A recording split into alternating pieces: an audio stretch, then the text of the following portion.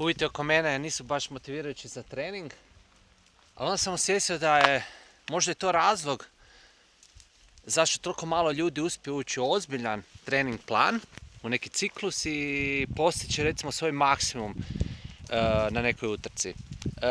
Kad bi svi samo trenirali u idealnim uvjetima i čekali da zima završi, ne bi bilo uopće niti dobrih rekreativno-sportskih rezultata, a kamoli vrhunskih.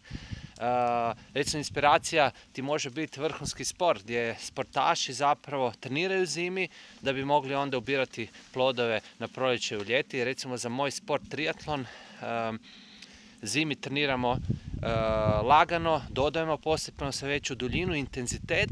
To postiže neki svoj vrhunac tamo nekih mjesec dana prije perioda kad želim biti u top formi. No, poanta je da sam cijele godine aktivan i da nema popuštanja. Isti princip može se primijeniti na neki sportski rekreativni cilj. Naravno, treba poštovati neki prirodan ciklus.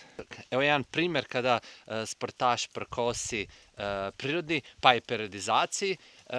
Recimo, ne znam, zimi trenira suviše intenzivno i suviše se izlaže nekakvim natjecateljskim strastima, a recimo bavi se ljetnim sportom.